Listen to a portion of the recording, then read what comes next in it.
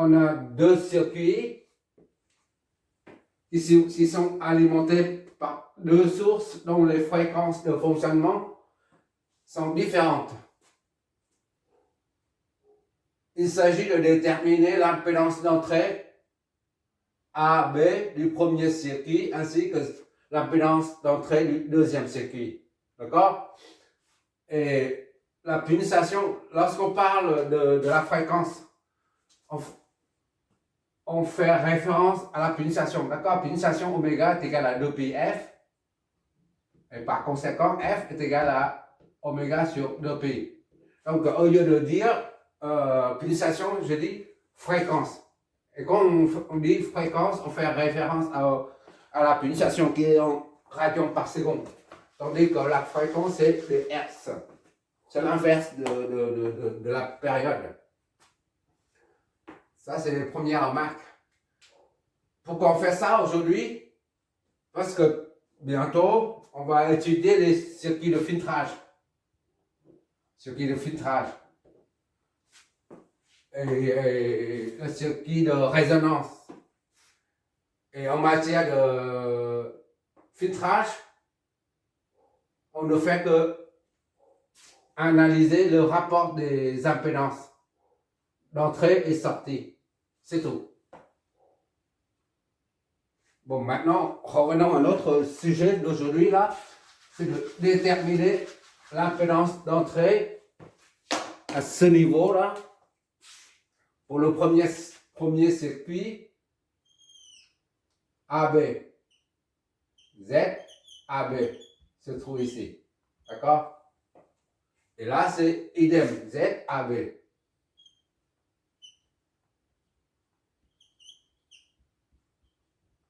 Voilà. C'est ça qu'on veut. C'est ça qu'on cherche. C'est-à-dire l'impédance d'entrée, si tu préfères. D'accord? C'est là l'entrée du circuit.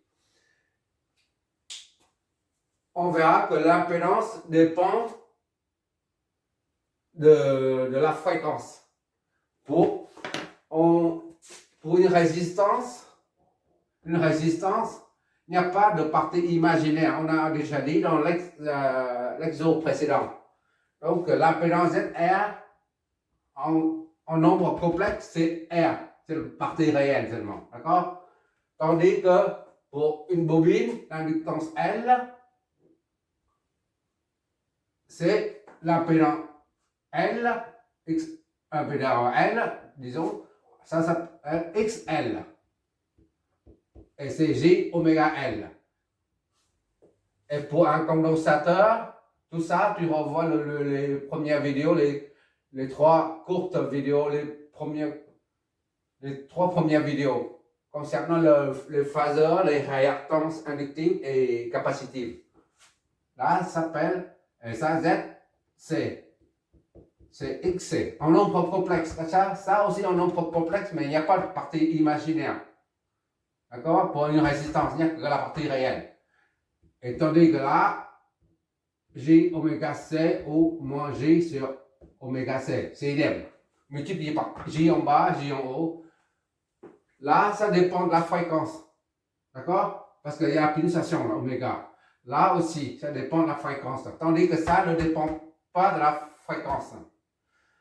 Et pour l'inductance, on appelle réactance inductive.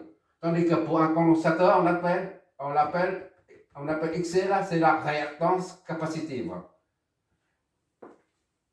Et l'impédance, c'est un terme général qui englobe un peu tout. Voilà, maintenant, on va déterminer Z au niveau d'entrée. Z in ici et Z in ici. On commence par le premier circuit, d'accord? Je vais effacer l'autre partie. On va effacer ça pour avoir de la place. Idem ici. Bon, voilà. Je vais attaquer directement dessus sans redessiner le circuit, d'accord? on va numéroter déjà A, C, ici, premier c'est qui, d'accord? A, C, ici c'est D. D'accord? Et là c'est E. Ici A et B. Maintenant, on va chercher pour le premier c'est qui? Bon, Z, disons Z, une ZAB est égal à combien? Zin, c'est-à-dire l'impédance d'entrée. Combien? Voilà. Notre objectif, c'est d'obtenir ça. On calcule ça, ça, et puis ça. On commence par Z, AC. D'accord? Un nom complexe. D'accord? AC, ça c'est un condo. Pour un condensateur, on a dit tout à l'heure, XC est égal à 1 sur J oméga C, moins J sur oméga C. Et XL, c'est J oméga L. D'accord? Donc, pour un condensateur, là, on a 1 sur J oméga, ici, là, oméga C. C, c'est C1. D'accord?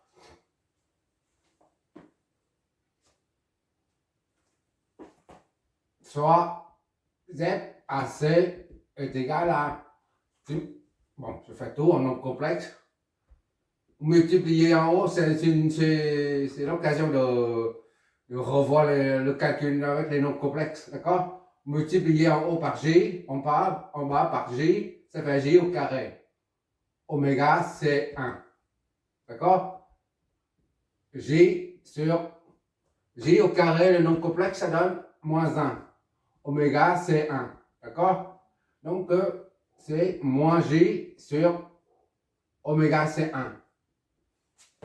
ZAC, et donc, pour l'instant, on ne remplace pas. D'accord? On ne remplace pas oméga par 50, ni C1 par l'autre. On laisse comme ça. Moins J sur oméga C1. On peut très bien convertir ça en module et phase. D'accord? Mais comme je viens de dire, on essaie de travailler avec les nombres complexes pour réviser un peu les calculs en nombres complexes. Voilà, ça c'est primo.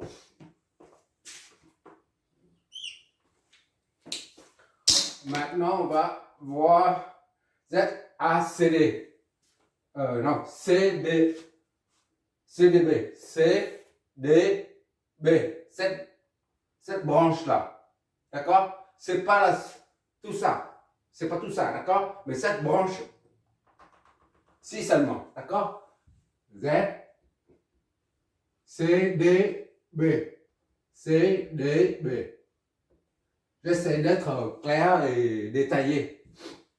C'est R1 plus la réactance capacitive de ça, c'est-à-dire X, c'est 2. D'accord? X, c'est 2. D'accord? R1 plus X, c'est 2, c'est 1 sur J oméga C2. D'accord?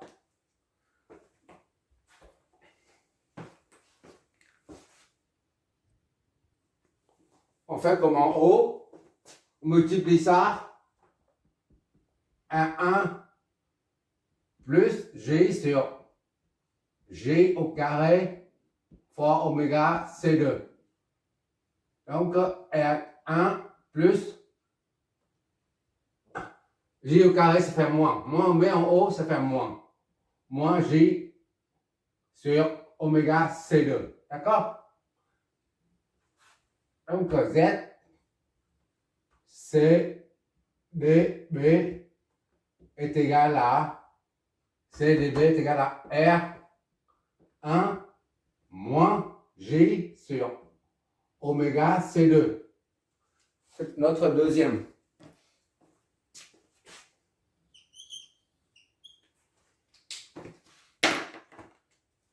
Maintenant, CEB. CEB, c'est cette branche-là. On calcule séparément chaque branche et après on les assemble, on les combine pour avoir l'impédance d'un circuit en parallèle. D'accord? CEB. Z, C, E, B est égal à R2 plus ça. D'accord? R2 plus X, L, 2. D'accord? La réactance inductive de la bobine.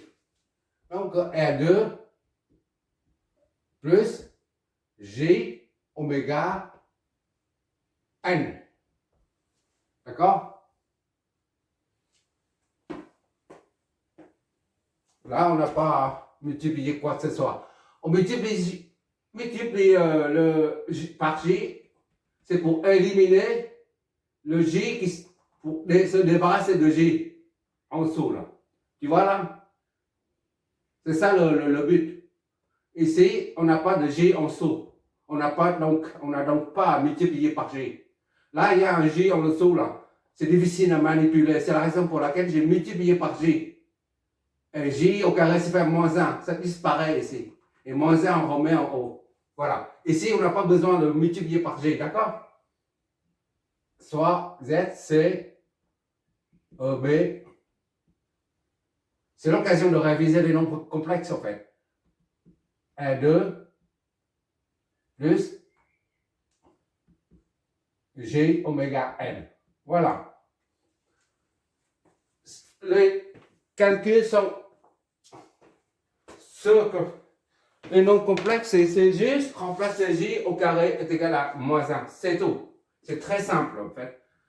Le nombre complexe devrait être appelé nombre simple, parce que ça simplifie beaucoup de choses. Et maintenant, on va... Cette branche-là, on met en parallèle avec ça. D'accord? On vient de calculer séparément sa branche. Maintenant, on les assemble. Donc, G, C, B. On saute dans le D, on saute dans le E. D'accord?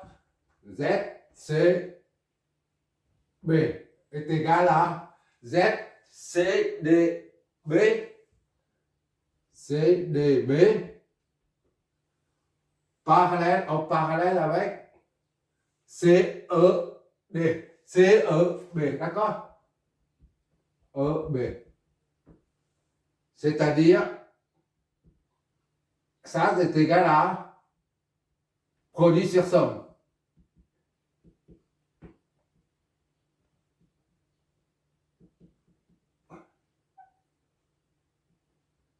Sur somme.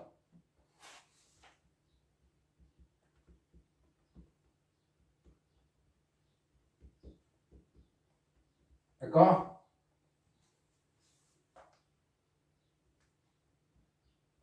Voilà.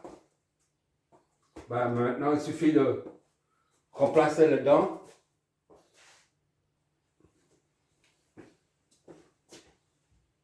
Z, C, B. C'est la combinaison en parallèle des deux branches. D'accord? On remplace CDB. CDB, c'est ça. CDB, c'est R1 moins J sur oméga C2, d'accord? Multiplié par CEB, c'est ça. R2 plus J oméga N. Lors de l'étude des filtres, on fait ça tout le temps. Il n'y a que ça à faire dans l'analyse d'un circuit de filtrage. Et en plus de ça, il y a les harmoniques, c'est tout. Mais l'étude d'un filtre se résume au calcul des impédances. De même que le circuit de résonance. La résonance pour, je ne sais pas quoi là, ici là, lorsque Z est égal à temps. D'accord? Lorsque Z est égal à temps, on a le maxi, c'est la racine de 2 machin sur bidule, mais on étudie le rapport des impédances. C'est la raison pour laquelle on sera amené à tout le temps à calculer les impédances. C'est pour ça que je préfère aller doucement, et après tu verras que ça devient un mécanisme, ça devient un réflexe. Tu ne feras pas ça en encore complexe. Il y a une méthode pour aller plus vite en fait. Et pour l'instant, il faut aller doucement, diviser par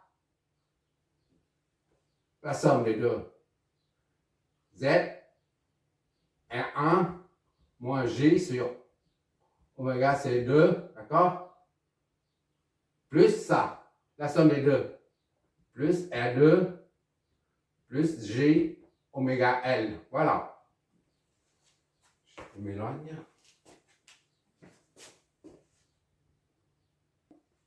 À présent, on peut calculer la ZAB. ZAB, Z-in, est égal à ZAB, d'accord, est égal à ZAC plus cette combinaison-là, CB, qu'on vient de calculer là. Donc ZAC, AC plus ZCB. CB. D'accord? Donc Z in ZAB est égal à ZAC, c'est ça. Moins J sur oméga c'est 1. D'accord? AC plus CB. CB plus tout ça. Plus R1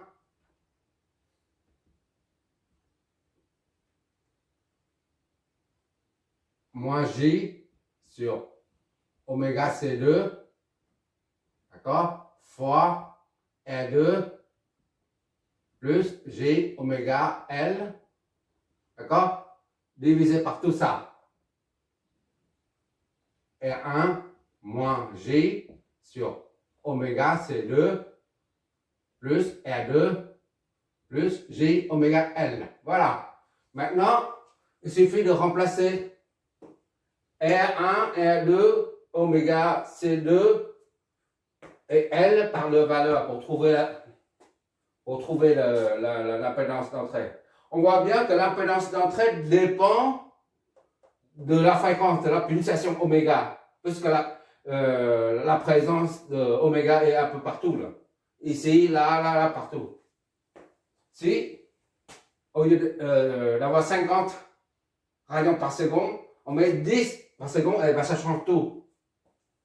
Donc ça signifie que l'impédance dépend de la pulsation, de la fréquence. D'accord? On va remplacer ça par d'autres valeurs. Zin est égal à ZAB est égal à moins J sur oméga c'est 50 fois C1 c'est 2 millifarads. Ça donne des farads moins 3, voilà. C1 c'est ça. Plus R1 c'est 3. D'accord? Moins J sur oméga c'est 50. Fois C2 c'est 10 millifarads. 3. D'accord? Fois R2. R2 c'est 8. Plus J. Oméga c'est 50. Fois L. 0,2 en ring. D'accord? Sur ça, R1, 3 moins G sur 50 fois 10 moins 3, d'accord? Plus tout ça, produit sur somme. 8 plus G fois 50 fois 0,2.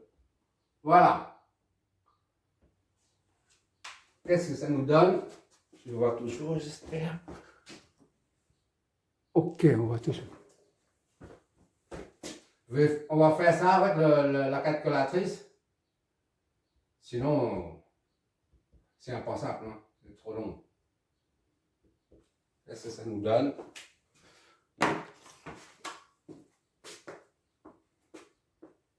En nombre complexe.